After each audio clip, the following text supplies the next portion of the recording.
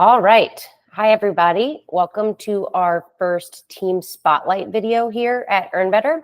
I'm Molly, and I'm excited to introduce you to one of the awesome people behind our company. Joining me is my co-founder, Jon Salzberg. So why are we here today? Two main reasons. Firstly, we've received a lot of interest from our users wanting to know more about the people behind EarnBetter. So we thought it would be a good idea to start sharing our stories with you. And secondly, we always think it's interesting to learn more about someone's career journey and how they got to where they are today. So today we'll touch on Jon's background, his career story, and what inspired him to start EarnBetter. So without any further ado, we can get going. Jon, welcome, and thanks for being with us here today. Sure. Yeah, thanks for having me. I'm very honored. I didn't realize this was the first one, so I love that. Yeah, no pressure. Let's get started with some quick hitters and fun facts before we dive in. So first one, where do you live and what is something you love about where you live? Sure. Yeah. So I live in San Francisco, right in the center of the city. I live in Cole Valley, which is like a very small 4x4 block radius neighborhood, just a couple blocks south of Golden Gate Park. And I absolutely love it. I didn't know it existed until I moved here, and now I never want to leave. I'm in the middle of a city, but it really feels like a neighborhood. And so I think that's what I love about it the most is you've got sort of all the great things about our neighborhood. If you leave your garage door open, your neighbors come right over and they let you know and they look out for you. But then you also have the benefits of the city where I have 2 coffee shops like 100 feet away and a bunch of restaurants on my street, on my block. I just love that. So yeah, that's where I live and what I love about it. Nice. I'll have to make sure I hit up Cole Valley next time in the Bay Area because I've never been. All right, second one. What is your favorite food? My favorite food. So I feel like the most popular choices are Japanese food or Italian food. And I think in my life, I've always just gone back between those two, and it's a constant battle. But honestly, French fries are the best. I think I love French fries, and that just does it for me at this stage of life. A good French fry, there's nothing quite like it. So I'll go there. Love it. I can't disagree with that. All right, third. So any hobbies that you have outside of sending Slack messages to our engineers that say ship it? I do think getting the team to be comfortable with the imperfections of our product is my life's work. So certainly a big hobby, maybe too big to be considered a hobby. Yes, as a parent with a young child, and we have a startup, so life is busy, and so I think my hobbies at this stage are probably less interesting than I'm not doing art. I'm not taking a lot of pictures or artsy photos, but I just do the normal stuff. Honestly, just work out, try to do that at least something every day, and take a lot of time to think. I read every day. I try to take a lot of baths. I realize that's officially an embarrassing thing that I've just shared, but I do try to take a lot of baths. It's like my happy place where I just go and I've got my book and just relax for 20 minutes, which is really nice. So those are my hobbies, but I guess a lot of mental health type stuff and physical health type stuff versus anything that's crazy interesting. Love it. It's important to take care of yourself. All right, so now on to some of the meatier questions. So how did you end up at EarnBetter? And I guess double clicking into that, what were you doing before and sort of what brought you here? Sure. Yeah, so I spent the last 5 years before founding EarnBetter at a company called Credit Karma. So our CEO, Tuck, and I worked closely together there. He actually hired me in originally to Credit Karma, and that's where we first met. And we wanted to continue that work that we were doing at Credit Karma around helping people tackle sort of their financial challenges. And after exploring a bunch of different ways and areas of interest here, we settled on this idea that and I think is a fact, that income is the most applicable, best solution to making financial progress. And just kind of fell in love with the problem space, especially as we started working with people, understanding their challenges and how to best serve them and suit them. And so really got excited about the problem space. I mean, job searches are brutal. My own journey with job searches has been interesting, where I've got this sort of confidence where I know if I can just get in there, I can do the job. And I feel strongly about that. But I have always had, and this is dating back to my very first job at Baskin Robbins, the first job that I got, not all the failures before Baskin Robbins. I have this massive like crisis of confidence in articulating why, or building the confidence to go and sort of tell my story and share my story with potential employers. But yeah, I remember bringing my resume and cover letter to Baskin Robbins, as well as to all the other small businesses in the town that I lived in, and finally got one to say yes. And I think I was a great scooper for them after they did. But as I think about like even my college years and the job searches, and those really centered around career fairs that came to campus, those things gave me anxiety, honestly. Is like the worst, middle school lunch cafeteria like crises that you could have. And then there was actually like stuff on the line. You feel like it's your future on the line. And so I'd go to these career fairs, and oftentimes I would like bring like maybe 5 to 10 resumes, and I would go in, and then I would just immediately leave and like go outside and like give myself a pep talk, like, you got to get back in, you got to go talk to at least one person. So I'd set these small goals for myself, and try to talk to like one person. But I had a friend in college, Jeff, who he had like this weird confidence in me, and I lived with him for 2 years. He just really believed in me, and so as I was going through these job search process, I would always come back, and he was like proud of me for going to talk to 2 recruiters. He's like, "Oh wow, how did you do that?" And I was like, here I am, my own internal thought being like, how did I not talk to 5? And I have this person who's really proud of me for talking to 2. And that just really like helped me. He also had me do I was an accounting minor. He had me do his taxes one year. I don't know why, but he had too much confidence in me, I think.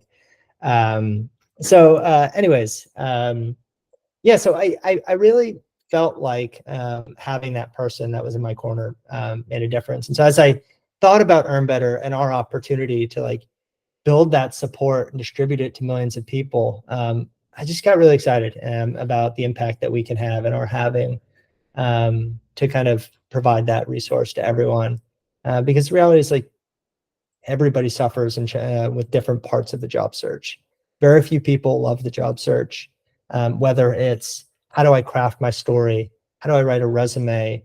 How do I articulate to a specific employer why I'm a great fit for them? How do I interview? How do I follow up? How do I communicate with employers? There's so many different elements, and everybody struggles with a couple of them. And so just being there for people, that was a really exciting opportunity for me. Yeah, so that's a little bit of how I came to EarnBetter and why I really care about this. Yeah. Awesome. Thank you for sharing. We all need a Jeff in our life, someone in our corner. All right, next question. What about your favorite thing about working at an early stage startup? Yeah, the pace is awesome. It's so much fun every day, every week. And that's nothing original, but every day, every week you come and you just get excited about all the things that you can ship and all the features that you ship. And then you ship them, you see how they're doing, you move on to the next, try to improve upon them. So I love a lot of it. I think we've built an incredible team. So when we get together, the laughs, it's really enjoyable. I think we treat one another with a lot of respect, and we're all kind of owning our zones and working pretty hard and collaborating. So it's certainly like the people and the pace have been really awesome. The opportunity to just talk to users. Yeah, coming from an organization like Credit Karma, where you're dealing with financial data and you don't have the ability to just pick up the phone and call a bunch of users. And so you have to go through these processes to get a bunch of feedback that can take some time. Here, we just call people and ask them about their experience. And I love that instant feedback, and hearing from users as well, and being able to improve the product pretty quickly based on some of that. Great. On the flip side, are there any dislikes or things you wished you knew before this endeavor? Always having to negotiate with vendors on pricing is a blast. It's never easy. No, I honestly, I think I had a good sense for what I was getting into.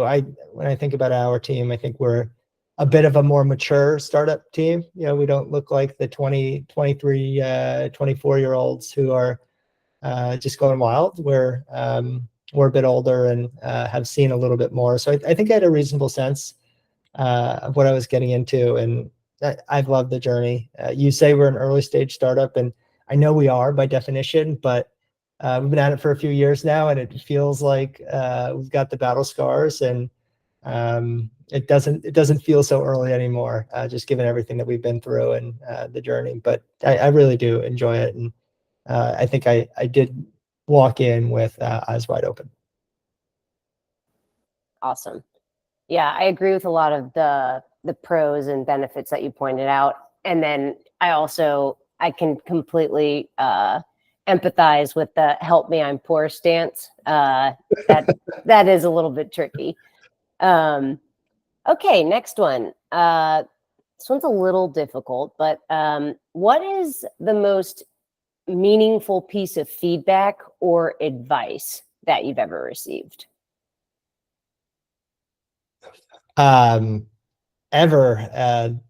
That's a big one. I tend to think life advice has been more impactful and broad reaching than kind of work advice. And I think about my parents who raised me, who every day there's a little bit of advice, and that cascades into a mountain of advice that kind of helps shape who we are, and all the relationships that I had over the course of my life.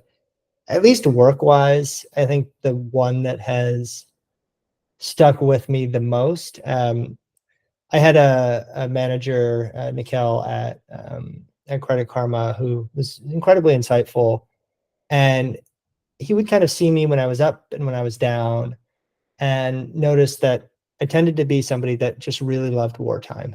When there was a problem, when something was going wrong, that's where he felt like he could see me come alive and be a little bit more energetic and happier. And I think about that for a few different reasons. One, at a startup, there's a lot of wartime. And so, jumping into something where there's a ton of wartime and you're always fighting fires, that's obviously makes me very happy and fulfilled. But the flip side is it's not always wartime. And so how do you, in sort of those peace times of work, also kind of find that energy and find that excitement?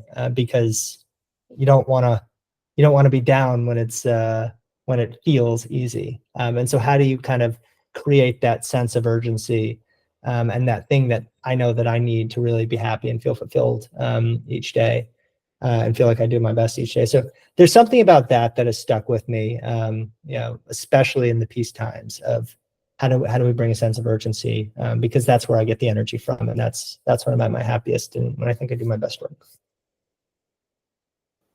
Awesome. I really love that. That's a good one. Okay. Final question. Any advice for job seekers out there? Oh, yeah, a lot. So I guess what's most impactful? It's just be confident in yourself, but also know that kind of every little thing that you do in the job search matters and can help. Job searches are weird in that there's nowhere else in your life where you're willing to accept 100 rejections or failures before you get one success. It's not like you get out of bed in the morning and you try on 100 t-shirts before you find one that works, or you like cook dinner at night and you screw up 99 times and then you finally cook the chicken right and you're ready to eat. it's this weird thing that we don't experience all that much in life, with just this rapid pace of rejections that is just part of the process. And that can be really overwhelming. And so I think staying confident through that process is really important, and keeping your head up and just continuing to do that one little thing that can make a difference. Because we talk about this a lot, over 100 applications. If you can make each application 2-3% better, that stacks up, and that can be the difference between sort of a positive outcome at the end of that wave and a less positive outcome. And so I do think that these are really unique beasts in our life, and just it's just mentally different than everything else. And so being confident and continuing to move forward and take the next step, because that's how you find success in the job search, I think is probably the biggest advice that I would give. Nice. I like it.